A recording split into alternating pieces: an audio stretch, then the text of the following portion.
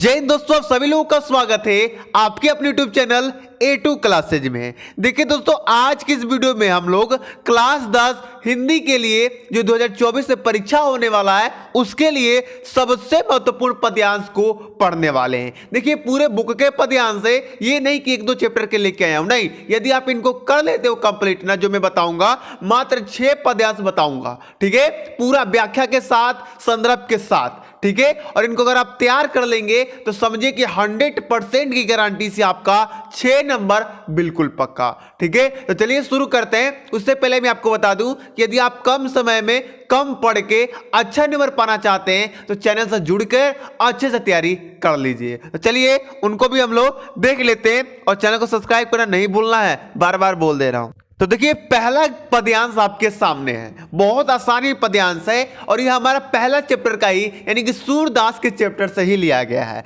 ठीक है। मैं एक ही पद्यांश का एक ही बार संदर्भ लिखाऊंगा और वही संदर्भ आपके हर एक पद्यांश में लिखना है, ठीक है। अभी मैं बताऊंगा कैसे क्या करना है, वीडियो में लास्ट तक बने रहिएगा। चलिए देखिए, चरण कमल बदो हरि राय, जाकी कृपा मांगो गिरी लंगे, ठीक है। मैं पूरा पद्यांश नहीं पढ़ूंगा, यदि मैं पूरा पद्यांश पढ़ने लगूं ना तो पद्यांश पढ़ने में ही 1 घंटा का वीडियो हो जाएगा, ठीक है। शुरू के मैं एक लाइन पढ़ूंगा और ट्रिक बताऊंगा इसको याद रखने का। कई बच्चे पूरे पद्यांश को याद करने लगते हैं, नहीं, मैं ट्रिक बताऊंगा कैसे आपको पद्यांश को याद रखना है, ठीक है। तो देखिए, अगर आपको किसी पद्यांश में चरण कमल दिख जाए, चरण कमल, तो समझ जाइएगा कि वह सूरदास के सूरसागर चैप्टर से लिया गया है, ठीक है। चलिए, इसका संदर्भ आप कैसे लिखेंगे मैं आपको बता देता हूं।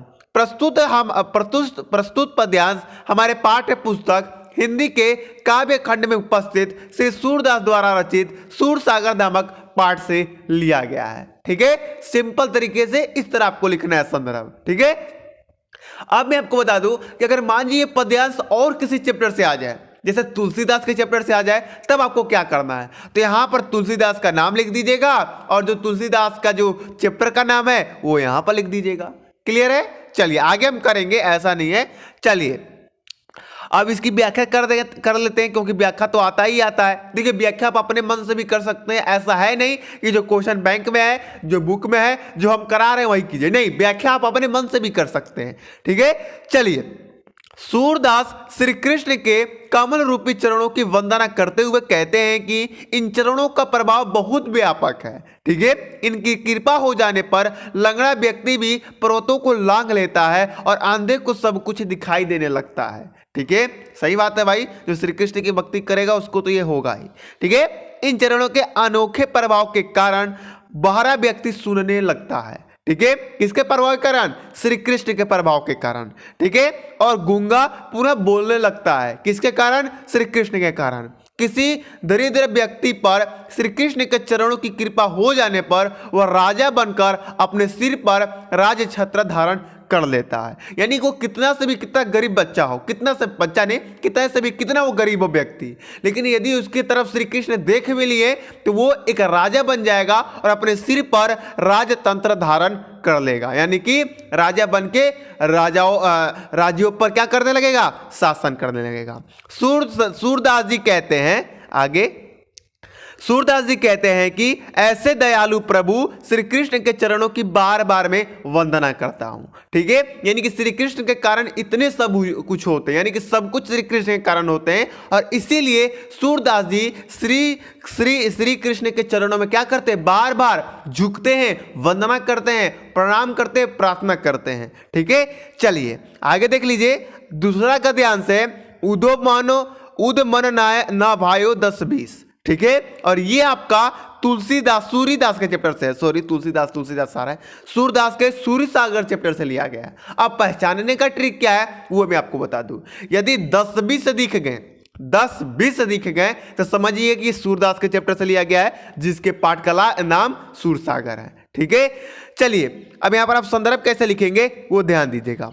प्रस्तुत पद्यांश हमारे पाठ्य पुस्तक हिंदी के काव्य खंड में उपस्थित श्री सूरदास द्वारा रचित सूरसागर नामक पद से लिया गया है। क्लियर है? चलिए व्याख्या कर देते हैं। व्याख्या अपने मन से भी आप कर सकते हैं, लेकिन यदि नहीं कर पा रहे तो आप इनको याद कर लीजिएगा, ठीक है। गोपियां उद्धव जी से कहती हैं कि हे उद्धव, हमारे मन 10-20 नहीं है। ठीक है, हमारे मन 10-20 से नहीं है, सभी की तरह हमारे पास भी एक मन था और वह श्री कृष्ण का साथ चला गया है। ठीक है, कहने का मतलब है कि जो पद्यांश है इसमें गोपिया से रिलेटेड उद्धव से बातचीत के बारे में बताया गया है।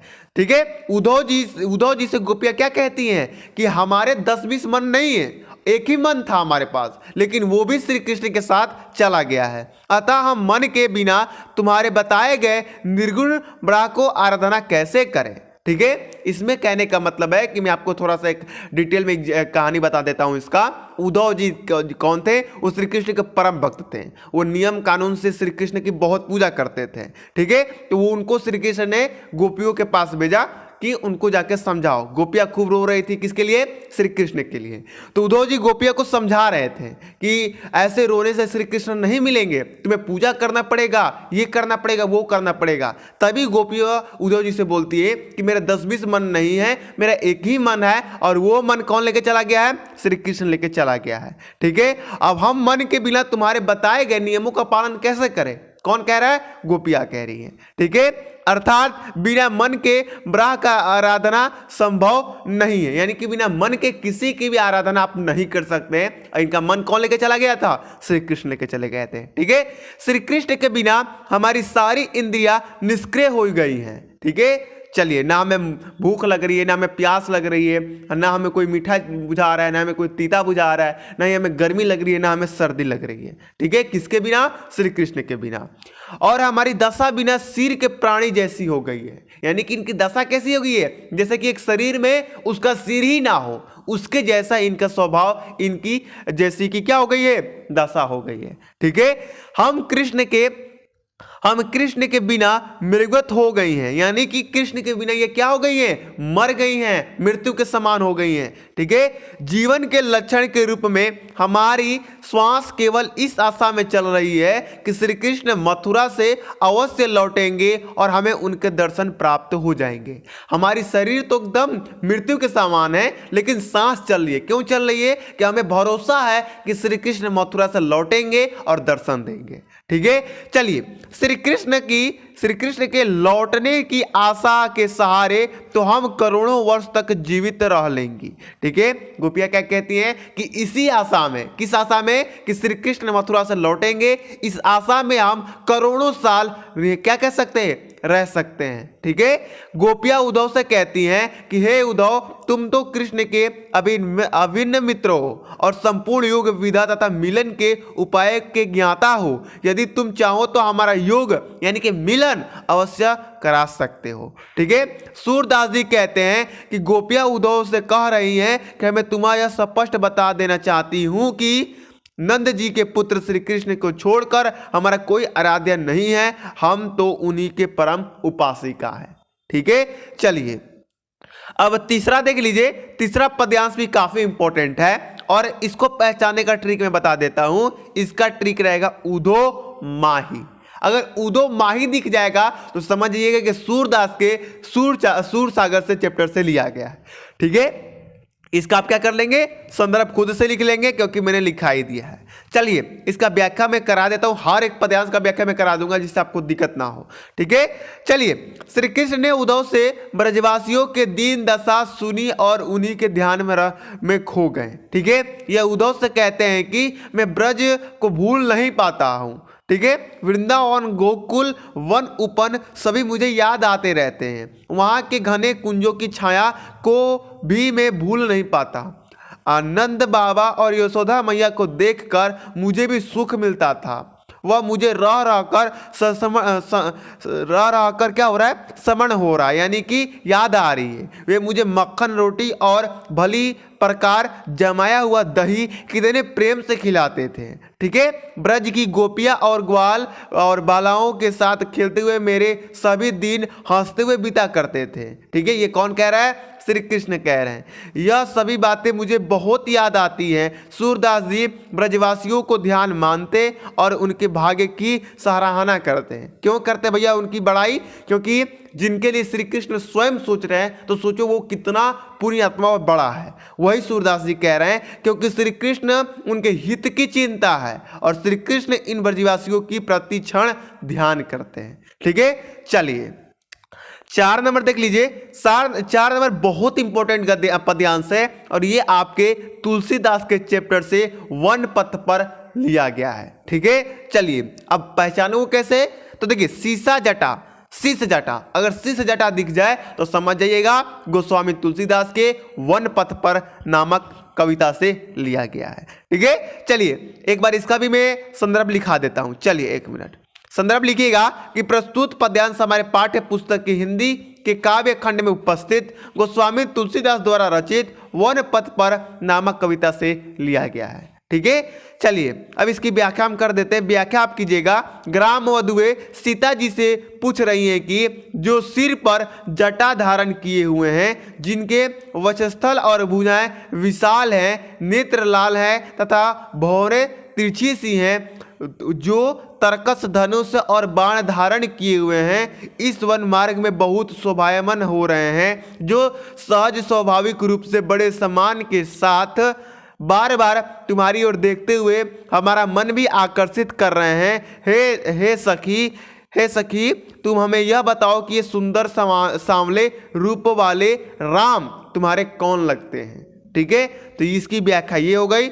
चलिए अब 5 नंबर देख लीजिए पद्यांश को। 5 नंबर पद्यांश भी इन्हीं के चैप्टर से लिया गया है, तुलसीदास के चैप्टर से लिया गया है, जिस चैप्टर का नाम क्या है? वन पथ पर। ठीक है, चलिए इसको कैसे अब याद रखेंगे वो मैं ट्रिक बता देता हूं। यदि आपको पद्यांश में रानी में जानी अनजानी महा अगर ये दिख जाए तो समझ जाइएगा कि तुलसीदास के वन पथ पर चैप्टर से लिया गया है। ठीक है, संदर्भ खुद से लिख लीजिएगा। चलिए वही वाला संदर्भ होगा जो अभी मैंने ऊपर लिखवाया। अब इसके व्याख्या में कर देता हूं। देखिए पद्यांशों की व्याख्या थोड़ा आपको ज्यादा करना पड़ता है, ठीक है, गद्यांशों की तुलना में। चलिए वन गमन के समय रास्ते में स्थिर एक गांव की स्त्री राम लक्ष्मण और सीता के सौंदर्य तथा कोमलता को देखकर रानी कैकेयी को अज्ञानी और वध तथा पत्थर से भी कठोर हृदय वाली नारी बताती है। यानी कि जब राम सीता जी और लक्ष्मण जी जब वनवास जा रहे थे तो एक गांव से गुजरे। उस गांव में एक स्त्री थी और इन तीनों लोगों को देखकर, यानी कि राम जी को देखकर, सीता जी को देखकर, लक्ष्मण जी को देखकर वो इतनी कोमलता में गिर गई, इतनी सौंदर्य थे ये तीनों, उससे वो प्रभावित हो गई और वो कैकेयी माता को क्या कहने लगी? ये तो कैकेयी तो अज्ञानी है, ब्रज है तथा पत्थर से भी कठोर इसका हृदय है। क्यों कहने लगी?